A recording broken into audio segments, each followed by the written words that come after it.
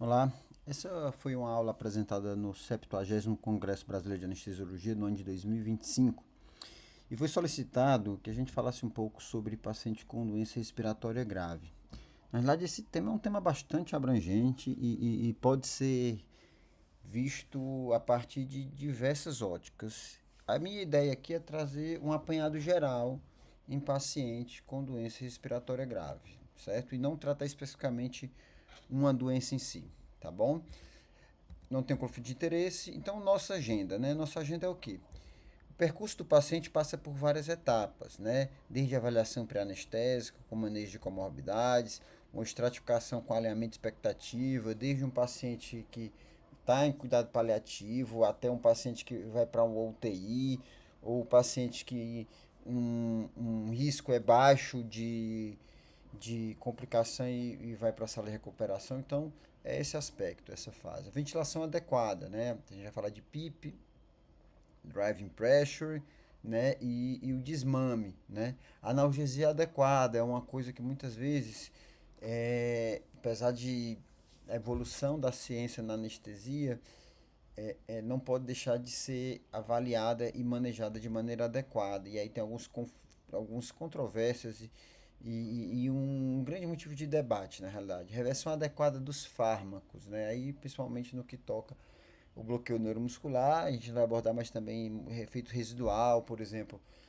opioides, ou mesmo uma coisa que eu sou bastante crítica é os próprios alfa-2 agonistas, que você tem que desmamar de maneira adequada, porque muitas vezes deixa o paciente sedado no pós-operatório e em pacientes de alto risco pulmonar, de complicação pulmonar, isso pode ser perigoso, né? Desmame, né? Suporte respiratório não invasivo após o desmame, após a extubação. E aí são pequenas vantagens em cada uma dessas etapas que ele vai trazer benefício, né? Então essa é a nossa agenda, a avaliação pré-operatória passar bem rápido, né? Uma avaliação e otimização pré-operatória, né? Alinhar expectativas e isso vai direcionar as decisões sobre manejo ventilatório, realização ou não de bloqueio de neuroeixo e mesmo um suporte respiratório no pós-operatório não invasivo, né? Vários são os testes realizados para fazer uma avaliação cardiopulmonar no pré-operatório. Né? O próprio teste de caminhada é um exame super simples que às vezes a gente que não tem condição de fazer exames de estresse, eco de estresse, esteira ou própria cintilografia, um teste de caminhada vai lhe dar uma noção de como está o sistema cardiopulmonar desse paciente. Né? Então você marca ali 30 metros no corredor da enfermaria e o paciente tem que fazer pelo menos ali 350 metros nesse trajeto, né?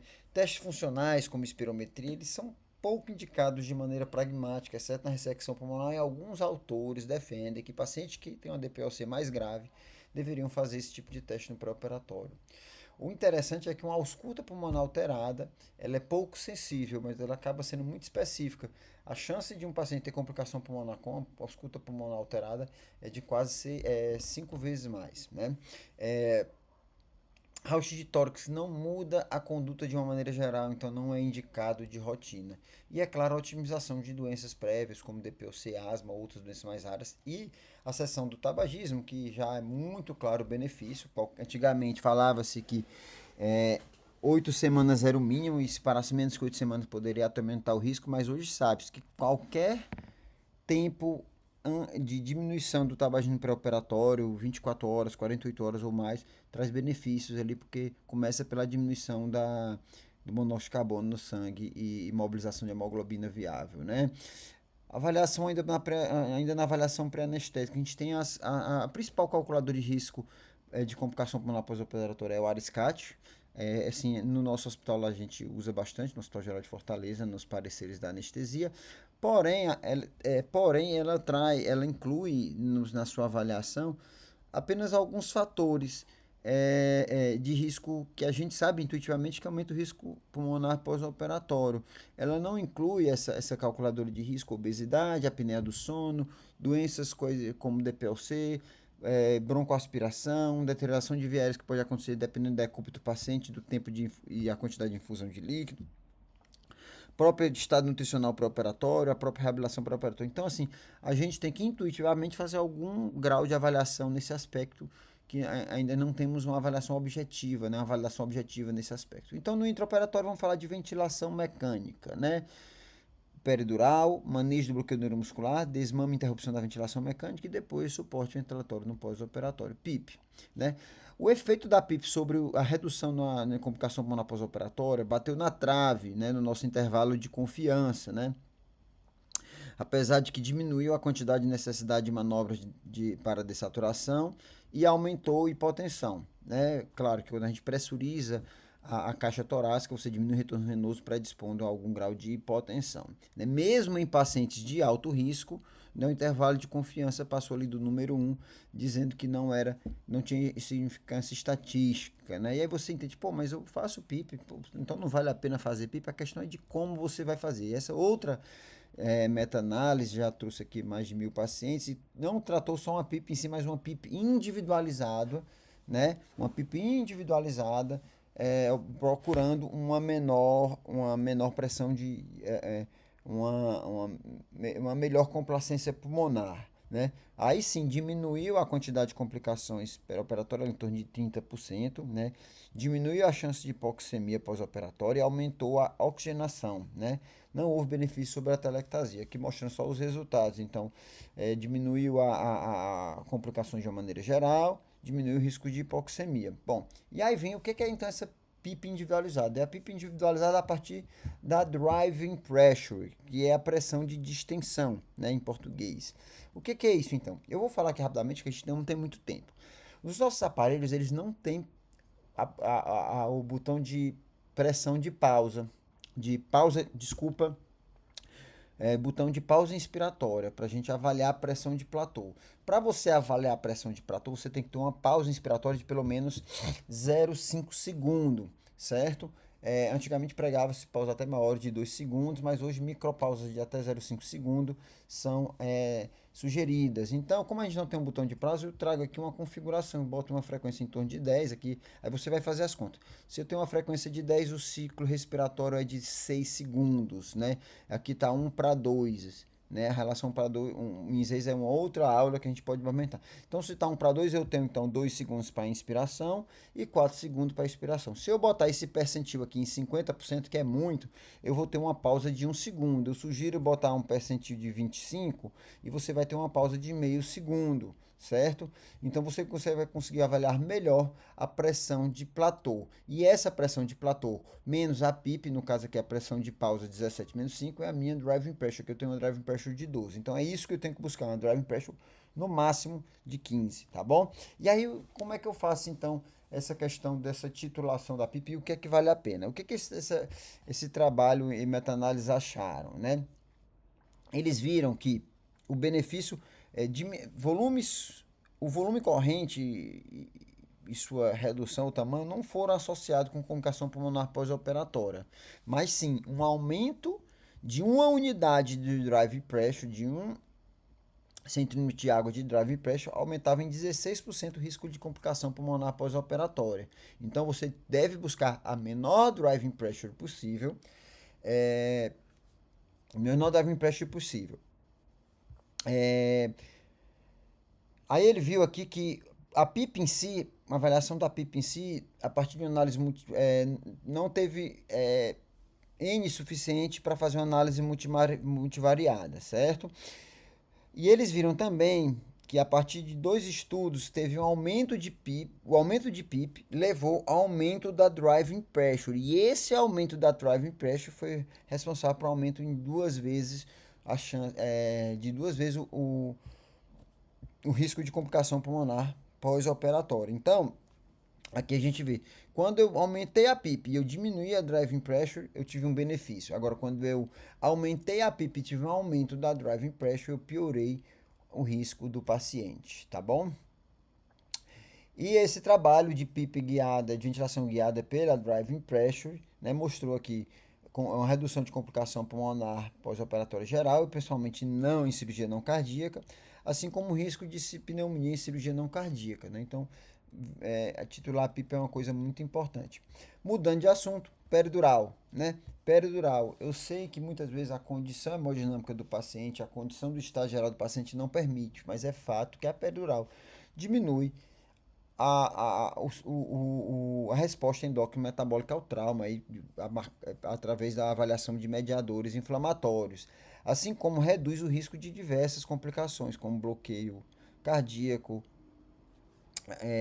tontura, ilho paralítico, é, nível de sedação, porque você acaba usando menos anestésico, pneumonia no pós-operatório, depressão respiratória, fibrilação atrial e atelectasia. São vários benefícios com algumas coisas, alguns potenciais riscos de prurido, que acaba não sendo tão importante, pode até alterar o grau de satisfação, mas não é uma complicação objetiva, assim, né?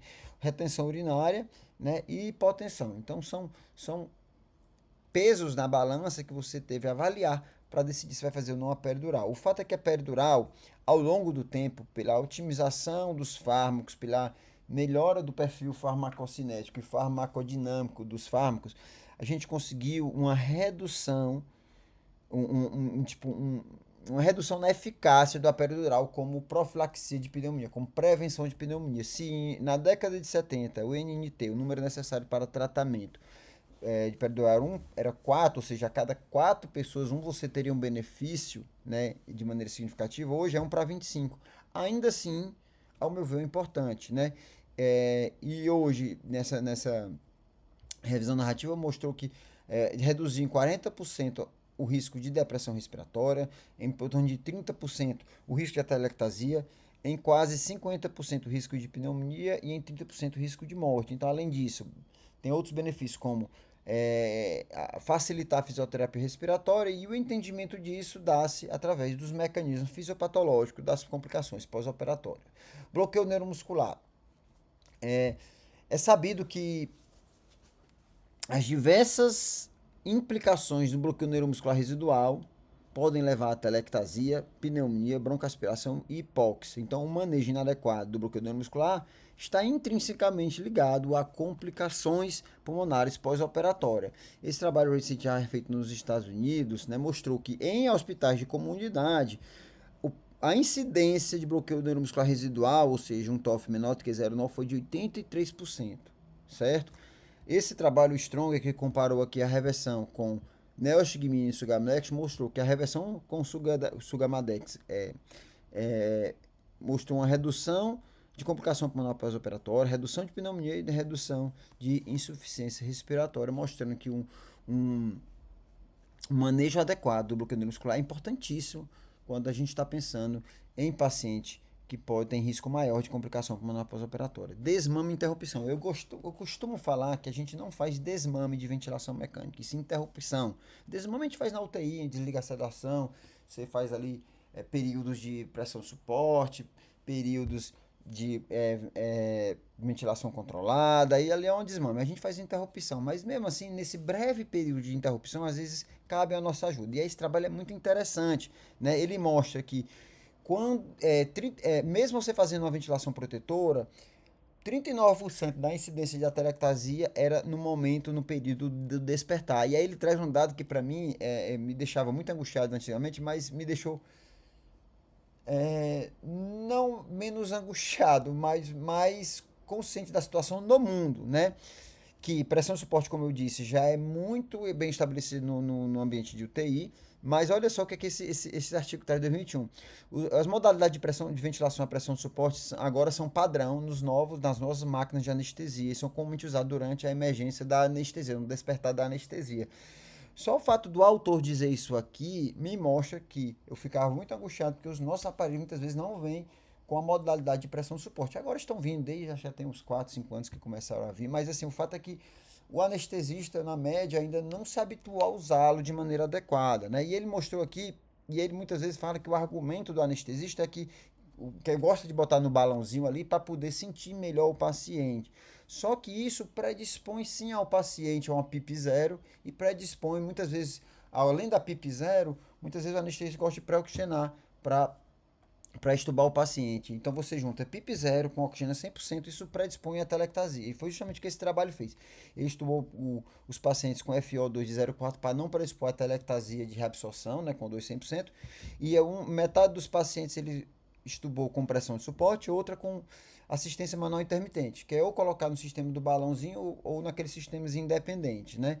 E ele mostrou uma redução de atelectasia com a pressão de suporte, aumento da PO2 na sala de recuperação, mas a hipoxemia com saturação menor, periférica menor que 92 foi semelhante. Mas então mostra que, o que eu estou querendo dizer? Paciente de alto risco, você tem que ter esse cuidado mais fino, né? Então, pós-operatório, por último, né, você tem o suporte respiratório não invasivo, que você pode fazer terapia convencional de oxigênio com cateter nasal Venturi, cateter nasal de alto fluxo, que se por um lado na sala de recuperação é mais fácil, porque em toda sala de recuperação tem as fontes de oxigênio, mas ao mesmo tempo tem o custo. E o CPAP ou ventilação não invasiva, você precisaria de um aparelho, né? Então, isso vai depender, até você a escolha de um dos dois, em algumas situações, vai depender do seu arsenal possível no seu hospital. Então, resumindo aqui, essa meta-análise bem interessante, traz diversos dados, mas eu me resumi aqui por causa do tempo, né? Mostrou aqui que o cateter nasal de alto fluxo não teve benefício tanto no contexto, na diminuição de reintubação, tanto em pacientes tanto na profilaxia, ou seja, aquele paciente que não apresentava insuficiência respiratória, quanto nos pacientes que tiveram algum grau de insuficiência respiratória no pós-operatório. Já CPAP ou VNI, né, com pressão de suporte, apenas nos pacientes que tiveram piora respiratória, ou seja, você usar isso de maneira terapêutica e não profilática, teve benefício do uso da técnica, tá bom? E aí justamente o que essa revisão sistemática traz, que não há necessidade de uso profilático, né, de CPAP, VNI ou cateter nasal de alto fluxo. Não houve benefício no uso profilático em redução de pneumonia, nem de complicação pulmonar pós-operatória. Então reserve essas técnicas em pacientes que já estão com piora do padrão respiratório ou que têm pelo menos maior risco. E aí, as diretrizes do uso de cateter nasal de alto fluxo. Vamos começar aqui por baixo. Paciente de baixo risco, você vai fazer a terapia convencional, cateter nasal ou cateter nasal de alto fluxo, mas a pergunta é necessário ter o gasto de um cateter nasal de alto fluxo no paciente de baixo risco? Talvez, se o paciente tem alguma comorbidade ou a cirurgia ali abdominal alta, uma cirurgia torácica, pode até ser. Mas nos pacientes de alto risco, você vai individualizar a necessidade de combinação de terapia. Então, a gente acabou de ver que profilaticamente não era necessário, mas será que nos pacientes de alto risco vale a pena, né? E como eu faria essa individualização? Eu poderia fazer uma combinação das duas técnicas. Já o guideline de ventilação não invasiva, no que toca insuficiência respiratória no pós-operatório, sim, a VNI é indicada e deve ser utilizada, inclusive com maior benefício do que o cateter nasal de alto fluxo, principalmente se tem fatores de risco, como cirurgia próxima ao diafragma, paciente com muita dor, ou efeito residual de anestésico / bloqueio neuromuscular. Aqui, bloqueio neuromuscular até não é adequado citar aqui, porque hoje a gente tem monitorização, o TOF, então não era nem para ter esse uso. Então, entender que, quando eu falo aqui de uso terapêutico, né, nessa revisão, é isso mesmo. Quando o paciente já está em insuficiência respiratória, eu caracterizo como uso terapêutico, que eu devo usar. E essa aqui é uma revisão do New England que mostra que após a cirurgia, desculpa, você pode usar no contexto antes da ventilação mecânica, desculpa, antes da instalação da ventilação mecânica. Na pré-oxigenação, você tem evidência incerta sobre VNI, ventilação não invasiva, mas aí eu tenho um caso mais emblemático meu da pandemia, era um paciente que estava saturando em ambiente 58, eu trouxe com VNI para 93 e consegui entubar mais tranquilo. Então, claro que a individualização sempre é importante. No pós-operatório, após a ventilação mecânica, o benefício é claro como resgate em paciente com insuficiência respiratória, em pacientes de alto risco de falha na extubação e para facilitar a extubação. Aqui nesse caso, mais uma vez, cabe a individualização. É um padrão que eu sempre faço em pacientes de via aérea difícil. Paciente de via aérea difícil, eu posso dar menos chance para o azar. Então, paciente que eu tive uma via aérea difícil, eu sempre procuro fazer uma VNI, nem que seja rápida, ali na mão mesmo, por alguns minutos, 10 minutos ali, para eu avaliar o padrão respiratório, o volume corrente, o volume minuto do paciente, a frequência respiratória. Então, por último, chegando ao final da aula, a gente tem que instituir para pacientes de doenças respiratórias graves os bandos de cuidado, desculpem, não, incluindo o padrão ERAS, né, com aí é um próprio bundle de cuidado, desde o pré-operatório até o pós-operatório. Alguns autores nessa revisão falam que o uso de mucolítico profilático trouxe benefício, né?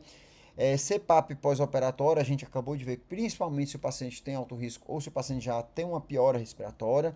Ventilação protetora, como foi falado. Fisioterapia respiratória no pós-operatório. Analgesia peridural. E o que eu não falei em nenhum momento, mas incluindo agora, terapia guiada por metas, né? Então, terapia guiada por meta para você diminuir, às vezes, o volume que você vai infundir no paciente é muito importante, né? Aqui, nesse outro